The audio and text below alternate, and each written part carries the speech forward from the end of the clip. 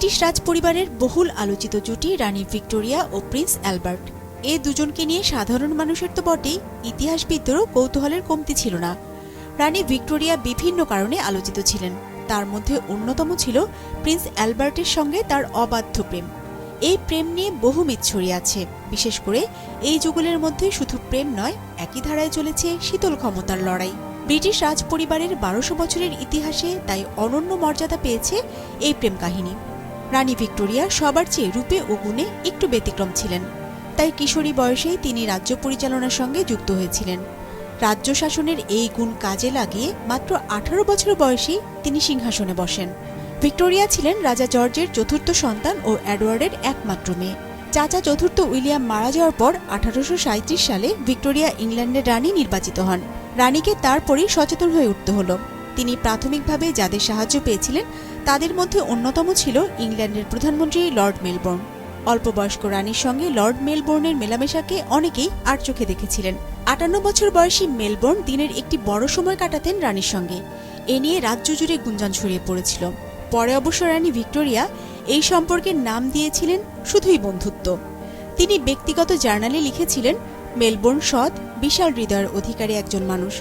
তবে রানী ভিক্টোরিয়ার সঙ্গে লর্ড মেলবোর্নের বন্ধুত্ব খুব বেশি দিন দীর্ঘস্থায়ী হয়নি, কারণ রানী শিগগিরই প্রেমে পড়েন।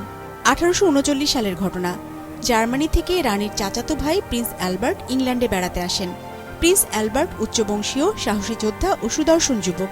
অল্প সময় রানী তার প্রেমে পড়ে যান। অ্যালবার্টও এই প্রেমের ডাকে সাড়া দিয়েছিলেন। দুজনের লুকোচুরি প্রেম চলতে থাকে। কিন্তু ইতোপূর্বে উইন্ডসর ক্যাসেলে লর্ড মেলবোর্নের সঙ্গে একান্ত সময় কাটানোর গুজব কিন্তু রাজ্য জুড়ে ছড়িয়েছিল। তাই নতুন করে কোনো রকম অপ্রীতিকর গল্প ছড়িয়ে যাওয়ার আগেই বিয়ের প্রস্তুতি নিলেন এ জুটি। ১৮৪০ সালের ফেব্রুয়ারিতে বিয়ে হয় তাদের। ১৭ বছরের বিবাহিত জীবনে তাদের ৯টি সন্তান হয়। এরই মধ্যে একটি গুরুত্বপূর্ণ ঘটনা ঘটে। ইংল্যান্ডের হাউস অব কমন্সের সঙ্গে ঝামেলা বেঁধে যায় লর্ড মেলবোর্নের। তাই তিনি ১৮৪১ সালে প্রধানমন্ত্রীর পদ থেকে সরে দাঁড়ান। এছাড়া ব্যক্তিগত দ্বন্দ্ব শুরু হয় লর্ড মেলবোর্ন ও রানী ভিক্টোরিয়ার মধ্যে। লর্ড মেলবোর্ন বরাবরই দেশের সাধারণ সমস্যা নিয়ে রানীর উদ্বেগকে নিরুৎসাহিত করতেন। রাজ্য পরিচালনায় রানীকে দূরে থাকার পরামর্শ দিতেন। কিন্তু রানী শুধু মেয়ে বলে একজন শাসকের এই দূরে সরে থাকার নীতিকে সমর্থন করতেন না। রানীর সঙ্গে লর্ড মেলবোর্নের বন্ধুত্ব তাই মিইয়ে গেল। অপরদিকে প্রিন্স অ্যালবার্ট রাজ্য পরিচালনায় রানীকে আরও এগিয়ে আসার প্রেরণা দিয়েছিলেন। বলা হয়ে থাকে, ইংল্যান্ডের শিশুশ্রম বন্ধের লক্ষ্যে গুরুত্বপূর্ণ ভূমিকা রেখেছিলেন তিনি। প্রিন্স অ্যালবার্ট তাই রানীর মন জয় করতে পেরেছিলেন।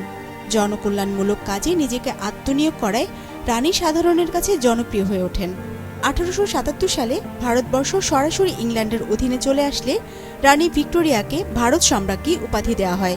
পরবর্তীতে ব্রিটিশদের দখলে আসে কানাডা, অস্ট্রেলিয়া, নিউজিল্যান্ড ও আফ্রিকা মহাদেশের বিশাল অংশ। এই বিশাল সাম্রাজ্যের শাসনভার তার হাতে থাকায় ভিক্টোরিয়া রানী থেকে হয়ে পড়েন মহারানী। ১৮৬১ সালে টাইফয়েড জ্বরে আক্রান্ত হয়ে মারা যান অ্যালবার্ট। অ্যালবার্টের অকাল মৃত্যু ভিক্টোরিয়াকে মানসিকভাবে বিপর্যস্ত করে তোলে। তিনি বাকি ৪০ বছর প্রকাশ্যে খুব কম আসতেন এবং নিভৃতে শোক পালন করেন। প্রিন্স অ্যালবার্টের মৃত্যুর পর জন ব্রাউন নামের এক স্কটিশ সেবক রানীর অত্যন্ত প্রিয় পাত্র হয়ে ওঠেন। তাদের গভীর সম্পর্ক নিয়েও গুঞ্জন ছিল। জীবনের শেষ দিকে ভিক্টোরিয়া তার ভারতীয় ভৃত্য আব্দুল করিমের ওপর গভীরভাবে নির্ভরশীল হয়ে পড়েন। এই ঘনিষ্ঠতা আব্দুল করিমকে রানীর অত্যন্ত প্রিয় হিসেবে প্রতিষ্ঠিত করেছিল।